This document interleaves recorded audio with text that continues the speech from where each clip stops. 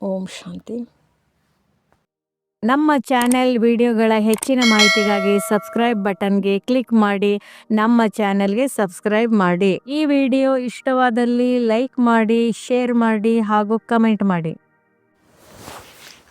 ವಾಣಿ date 7/4/2026 ಪ್ರಾತಃ ಮುರಳಿ. ಓಂ ಶಾಂತಿ. ಬಾಬ್ದಾದ ಮಧುಬನ.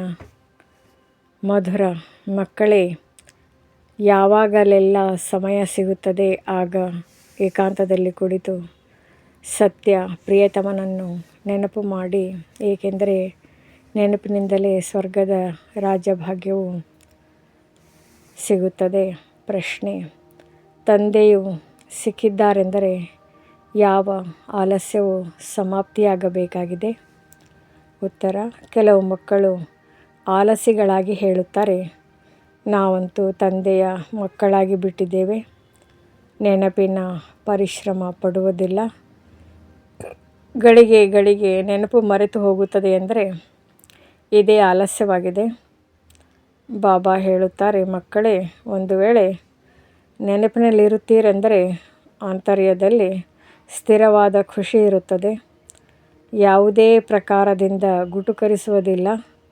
ಹೇಗೆ ಬಂಧನದಲ್ಲಿರುವವರು ನೆನಪಿನಲ್ಲಿ ಚಡಪಡಿಸುತ್ತಾರೆ, ಹಗಲು ರಾತ್ರಿ ನೆನಪು ಮಾಡುತ್ತಾರೆ, ಹಾಗೆಯೇ ನೀವು ಸಹ ನಿರಂತರ ನೆನಪಿನಲ್ಲಿ ಇರಬೇಕಾಗಿದೆ.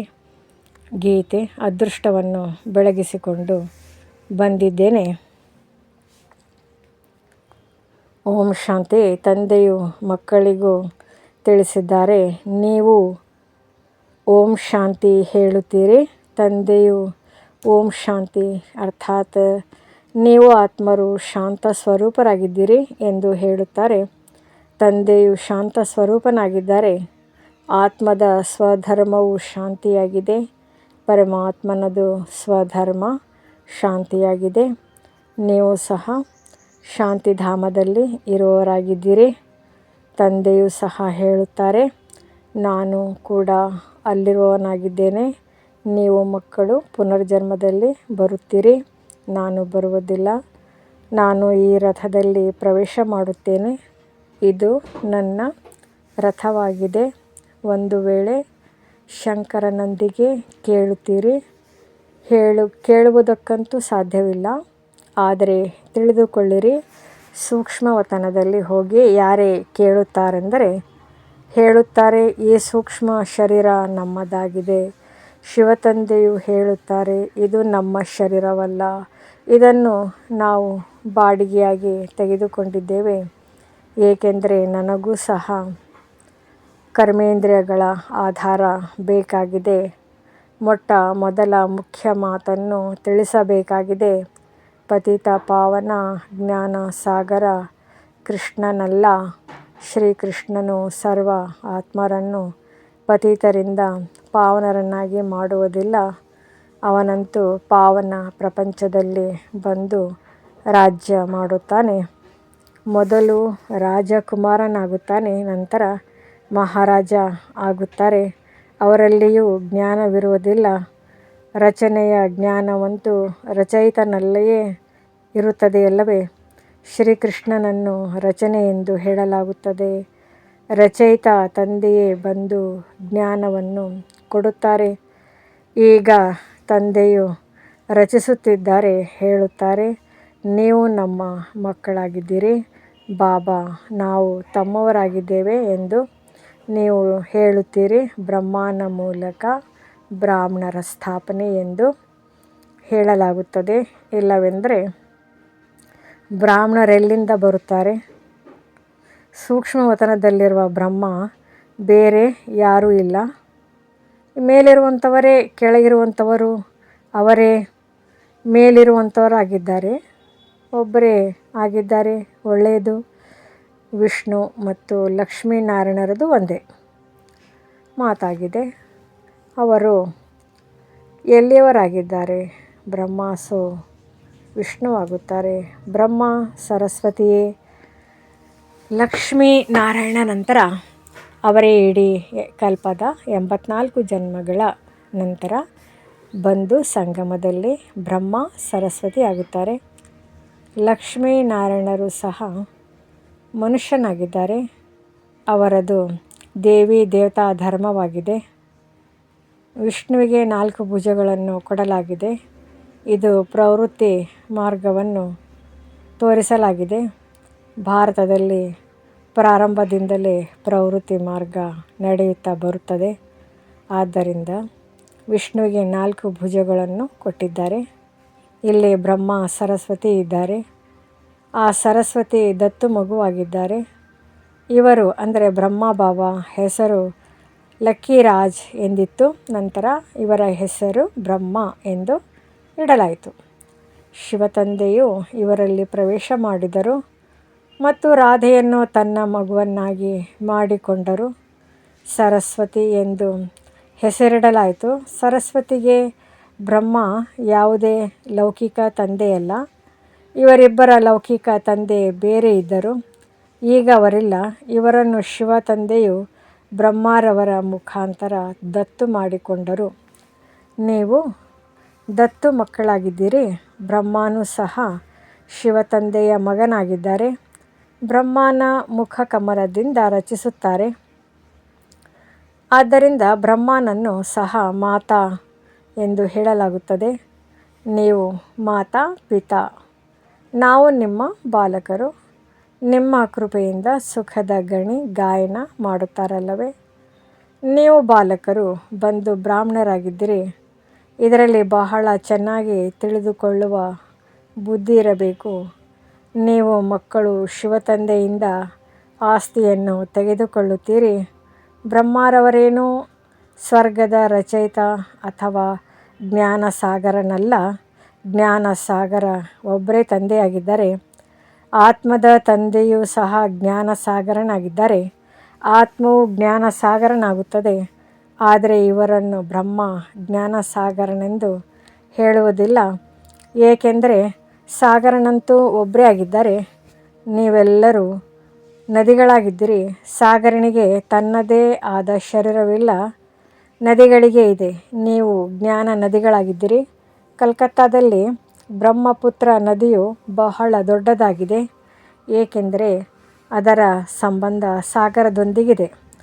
ಅದರ ಮೇಳ ಬಹಳ ದೊಡ್ಡದಾಗಿ ಆಗುತ್ತದೆ. ಇಲ್ಲಿಯೂ ಮೇಳ ಆಗುತ್ತದೆ. ಸಾಗರ ಮತ್ತು ಬ್ರಹ್ಮಪುತ್ರ ಇಬ್ಬರು ಕಂಬೈಂಡ್ ಆಗಿದ್ದಾರೆ. ಇದು ಚೈತನ್ಯ, ಅದು ಜಡ ಮೇಳವಾಗಿದೆ. ಈ ಮಾತನ್ನು ತಂದೆಯು ತಿಳಿಸುತ್ತಾರೆ. ಶಾಸ್ತ್ರಗಳಲ್ಲಿಲ್ಲ. ಶಾಸ್ತ್ರಗಳು ಭಕ್ತಿ ಮಾರ್ಗದ ವಿಭಾಗವಾಗಿದೆ. ಇದು ಜ್ಞಾನ ಮಾರ್ಗ, ಅದು ಭಕ್ತಿ ಮಾರ್ಗವಾಗಿದೆ. ಅರ್ಧ ಕಲ್ಪ ಭಕ್ತಿ ಮಾರ್ಗದ ವಿಭಾಗವು ನಡೆಯುತ್ತದೆ. ಅದರಲ್ಲಿ ಜ್ಞಾನ ಸಾಗರ ಇಲ್ಲವೇ ಇಲ್ಲ. ಪರಮಪಿತ ಪರಮಾತ್ಮ ಜ್ಞಾನ ಸಾಗರ. ತಂದೆಯು ಸಂಗಮದಲ್ಲಿ ಬಂದು ಜ್ಞಾನ ಸ್ನಾನದಿಂದ ಎಲ್ಲರ ಸದ್ಗತಿ ಮಾಡುತ್ತಾರೆ.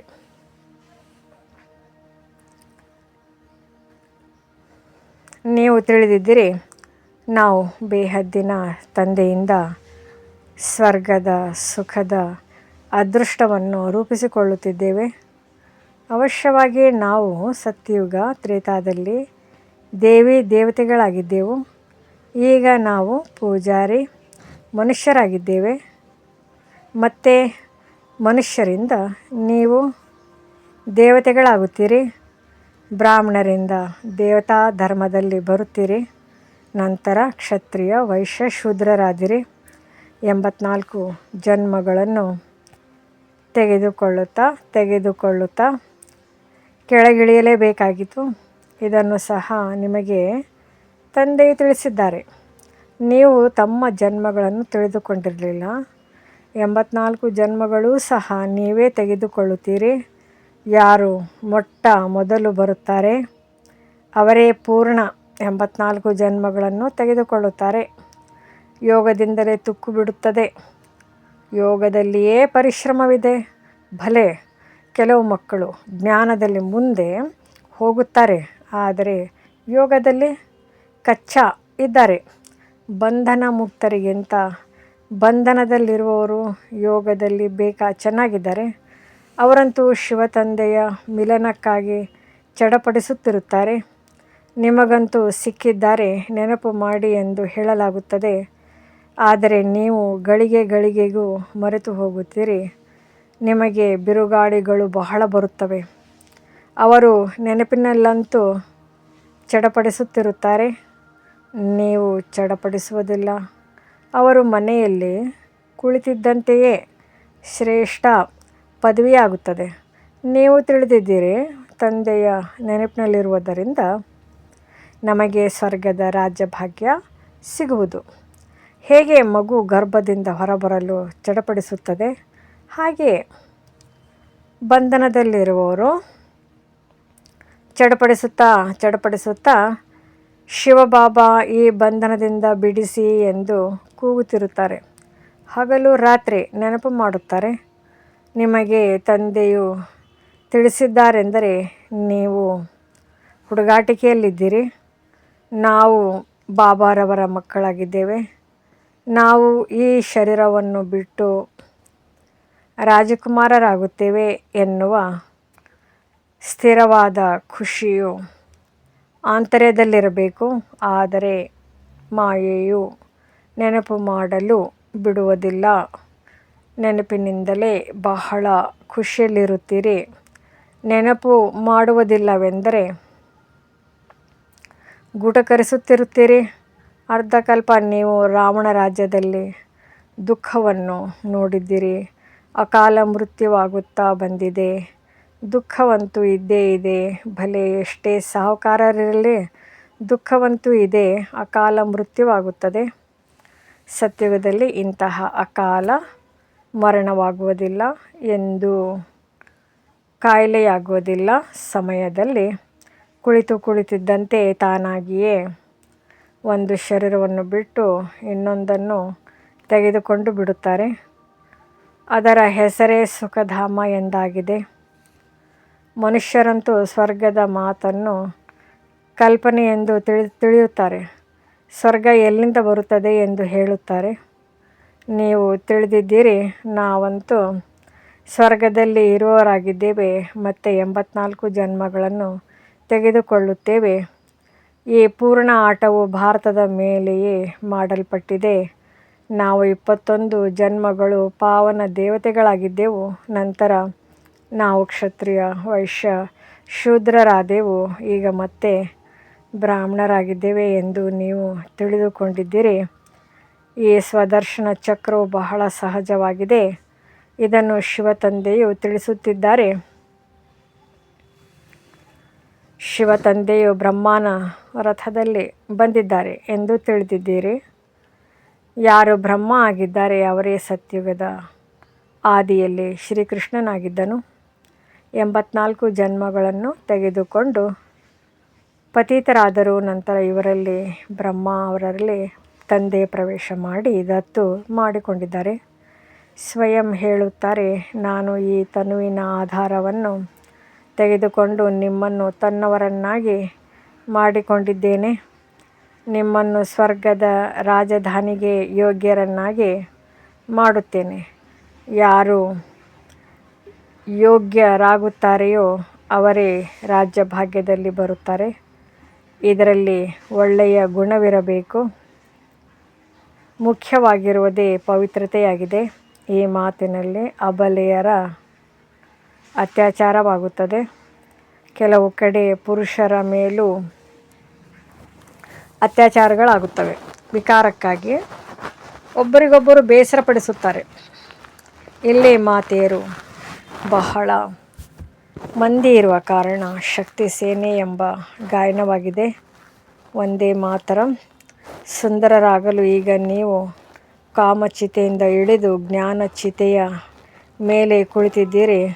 ದ್ವಾಪರದಿಂದ ಕಾಮಚಿತೆಯ ಮೇಲೆ ಕುಳಿತಿದ್ದೀರಿ. ಒಬ್ಬರಿಗೊಬ್ಬರು ವಿಕಾರ ಕೊಡುವ ಕಂಕಣವನ್ನು ವಿಕಾರಿ ಬ್ರಾಹ್ಮಣರು ಬಂಧಿಸುತ್ತಾರೆ. ನೀವು ನಿರ್ವಿಕಾರಿ ಬ್ರಾಹ್ಮಣರಾಗಿದ್ದೀರಿ. ನೀವು ಅದನ್ನು ಕ್ಯಾನ್ಸಲ್ ಮಾಡಿಸಿ ಜ್ಞಾನಚಿತೆಯ ಮೇಲೆ ಕೂರಿಸುತ್ತೀರಿ. ಕಾಮಚಿತೆಯಿಂದ ಕಪ್ಪಾಗಿದ್ದೀರಿ. ಜ್ಞಾನಚಿತೆಯಿಂದ ಸುಂದರರಾಗಿ ಬಿಡುತ್ತೀರಿ. ತಂದೆಯು ಹೇಳುತ್ತಾರೆ, ಭಲೆ ಒಟ್ಟಾಗಿ ಇರಿ, ಆದರೆ ಪ್ರತಿಜ್ಞೆ ಮಾಡಿ ನಾವು ವಿಕಾರದಲ್ಲಿ ಹೋಗುವುದಿಲ್ಲ ಎಂದು. ಆದ್ದರಿಂದ ಬಾಬಾ ಉಂಗುರವನ್ನು ತೊಡಿಸುತ್ತಾರೆ. ಶಿವತಂದೆಯು ತಂದೆಯೂ ಆಗಿದ್ದಾರೆ, ಪ್ರಿಯತಮನೂ ಆಗಿದ್ದಾರೆ, ಎಲ್ಲ ಸೀತೆಯರ ರಾಮನಾಗಿದ್ದಾರೆ, ಅವರೇ ಪತಿತ ಪಾವನನೂ ಆಗಿದ್ದಾರೆ. ಬಾಕಿ ರಘುಪತಿ ರಾಘವ ರಾಜಾರಾಮನ ಮಾತಲ್ಲ. ಅವರು ಸಂಗಮದಲ್ಲಿಯೇ ಈ ಪ್ರಾರಬ್ಧವನ್ನು ಪಡೆದಿದ್ದರೂ ಅವರಿಗೆ ತ್ರೇತಾದ ರಾಮ ಹಿಂಸಕ ಬಾಣ ತೋರಿಸುವುದು ತಪ್ಪಾಗಿದೆ. ಚಿತ್ರದಲ್ಲಿಯೂ ಕೊಡಬಾರದು, ಕೇವಲ ಚಂದ್ರವಂಶಿ ಎಂದು ಬರೆಯಬೇಕಾಗಿದೆ. ಮಕ್ಕಳಿಗೆ ತಿಳಿಸಬೇಕಾಗಿದೆ. ಶಿವತಂದೆಯು ಇವರ ಮೂಲಕ ನಮಗೆ ಈ ಚಕ್ರದ ರಹಸ್ಯವನ್ನು ತಿಳಿಸುತ್ತಿದ್ದಾರೆ. ಸತ್ಯನಾರಾಯಣನ ಕಥೆ ಹೇಳುತ್ತಾರಲ್ಲವೇ, ಅದು ಮನುಷ್ಯರು ಮಾಡಿರುವ ಕಥೆಯಾಗಿದೆ. ನರನಿಂದ ನಾರಾಯಣನಂತೂ ಯಾರೂ ಆಗುವುದಿಲ್ಲ. ಸತ್ಯನಾರಾಯಣನ ಕಥೆಯೇ ಅರ್ಥವೇ ಆಗಿದೆ. ನರನಿಂದ ನಾರಾಯಣರಾಗುವುದು. ಅಮರ ಕಥೆಯೂ ಸಹ ತಿಳಿಸುತ್ತಾರೆ. ಆದರೆ ಅಮರಪುರಿಯಲ್ಲಂತೂ ಯಾರೂ ಹೋಗುವುದಿಲ್ಲ. ಮೃತ್ಯು ಲೋಕವು 2500 ವರ್ಷಗಳು ನಡೆಯುತ್ತದೆ. ಮೂರನೆಯ ನೇತ್ರದ ಕಥೆಯನ್ನು ಮಾತೆಯರು ಹೇಳುತ್ತಾರೆ. ವಾಸ್ತವದಲ್ಲಿ ಇದು ಮೂರನೆಯ ಜ್ಞಾನದ ನೇತ್ರವನ್ನು ಕೊಡುವ ಕಥೆಯಾಗಿದೆ. ಈಗ ಜ್ಞಾನದ ಮೂರನೇ ಆತ್ಮನಿಗೆ ಸಿಗುತ್ತದೆ. ಅಂದಮೇಲೆ ಆತ್ಮಾಭಿಮಾನಿ ಆಗಬೇಕಾಗಿದೆ. ನಾನು ಈ ಶರೀರದ ಮೂಲಕ ಈಗ ದೇವತೆಯಾಗುತ್ತೇನೆ. ನನ್ನಲ್ಲಿಯೇ ಸಂಸ್ಕಾರವಿದೆ. ಮನುಷ್ಯರೆಲ್ಲರೂ ದೇಹಾಭಿಮಾನಿಯಾಗಿದ್ದಾರೆ. ತಂದೆಯು ಬಂದು ದೇಹಿ ಅಭಿಮಾನಿಯನ್ನಾಗಿ ಮಾಡುತ್ತಾರೆ. ಮತ್ತು ಮನುಷ್ಯರು ಆತ್ಮ ಪರಮಾತ್ಮ ಒಂದೇ ಆಗಿದೆ. ಇವೆಲ್ಲ ರೂಪಗಳನ್ನು ಪರಮಾತ್ಮನೇ ಧಾರಣೆ ಮಾಡಿದ್ದಾರೆ ಎಂದು ಹೇಳಿಬಿಡುತ್ತಾರೆ. ತಂದೆಯು ಹೇಳುತ್ತಾರೆ, ಇದೆಲ್ಲ ರಾಂಗ್ ಆಗಿದೆ. ಇದಕ್ಕೆ ಮಿಥ್ಯಾ ಅಭಿಮಾನ, ಮಿಥ್ಯಾ ಜ್ಞಾನವೆಂದು ಹೇಳಲಾಗುತ್ತದೆ. ತಂದೆಯು ತಿಳಿಸುತ್ತಾರೆ, ನಾನು ಬಿಂದುವಿನಂತೆ ಇದ್ದೇನೆ. ನೀವು ಸಹ ತಿಳಿದುಕೊಂಡಿರಲಿಲ್ಲ. ಇವರೂ ಸಹ ಅಂದರೆ ಬ್ರಹ್ಮ ತಂದೆ ತಿಳಿದುಕೊಂಡಿರಲಿಲ್ಲ. ಈಗ ತಂದೆಯು ತಿಳಿಸುತ್ತಾರೆ, ಇದರಲ್ಲಿ ಸಂಶಯ ಬರಬಾರದು, ನಿಶ್ಚಯವಾಗಬೇಕು. ತಂದೆಯು ಅವಶ್ಯವಾಗಿ ಸತ್ಯವನ್ನೇ ಹೇಳುತ್ತಾರೆ.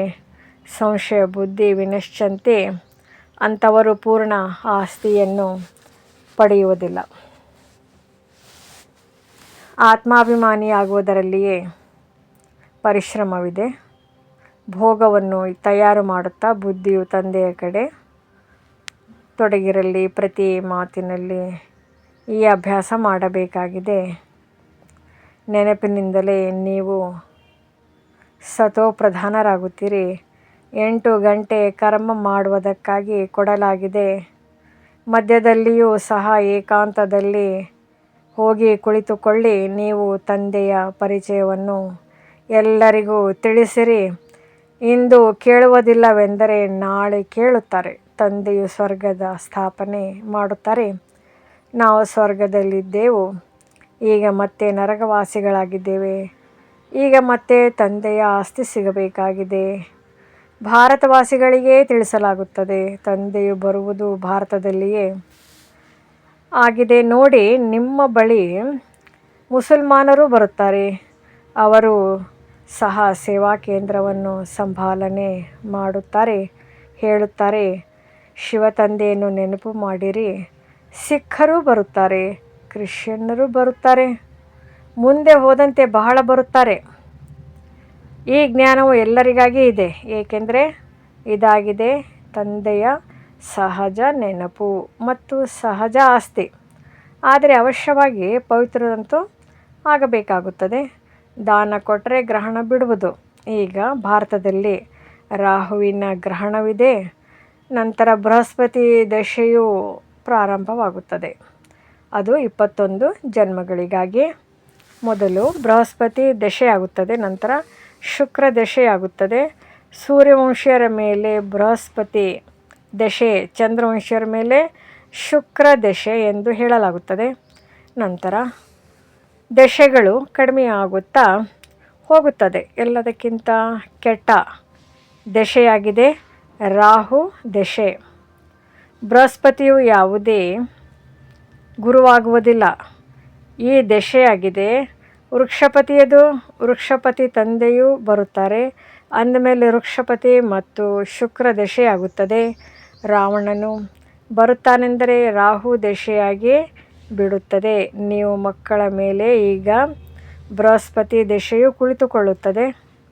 ಕೇವಲ ವೃಕ್ಷಪತಿಯನ್ನು ನೆನಪು ಮಾಡಿ ಪವಿತ್ರರಾಗಿ ಅಷ್ಟೇ ಒಳ್ಳೆಯದು. ಮಧುರಾತಿ ಮಧುರ ಅಗಲಿ ಹೋಗಿ ಮರಳಿ ಸಿಕ್ಕಿರುವ ಮಕ್ಕಳ ಪ್ರತಿ ಮಾತಾಪಿತಾ ಬಾಬ್ದಾದರವರ ನೆನಪು, ಪ್ರೀತಿ ಹಾಗೂ ಸುಪ್ರಭಾತ. ಆತ್ಮಿಕ ಮಕ್ಕಳಿಗೆ ಆತ್ಮಿಕ ತಂದೆಯ ನಮಸ್ತೆ. ಧಾರಣೆಗಾಗಿ ಮುಖ್ಯ ಸಾರ.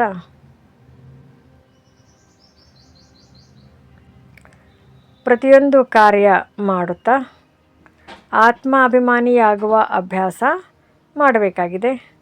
ದೇಹದ ಅಹಂಕಾರವು ಸಮಾಪ್ತಿಯಾಗಲಿ, ಇದಕ್ಕಾಗಿ ಪರಿಶ್ರಮ ಪಡಬೇಕು.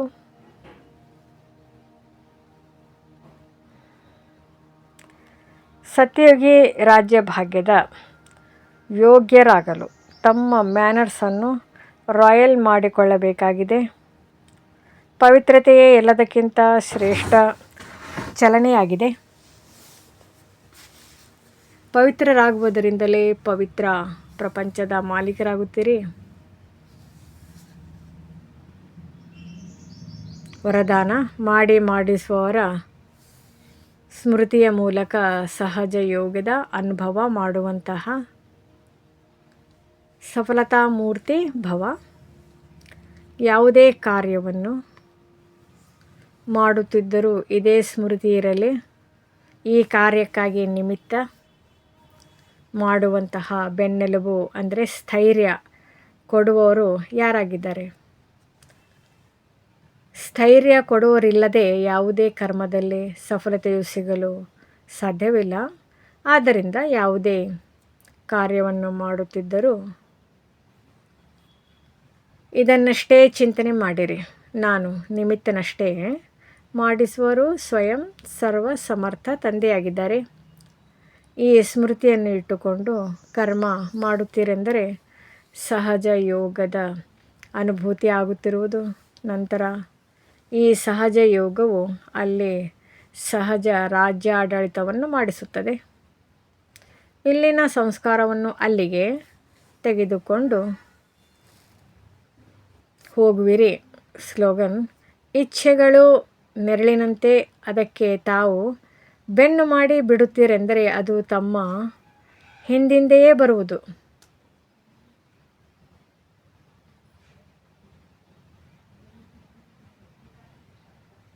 ಅವ್ಯಕ್ತ ಸೂಚನೆ: ಮಹಾನರಾಗಲು ಮಧುರತೆ ಮತ್ತು ನಮ್ರತೆಯ ಗುಣ ಧಾರಣೆ ಮಾಡಿ.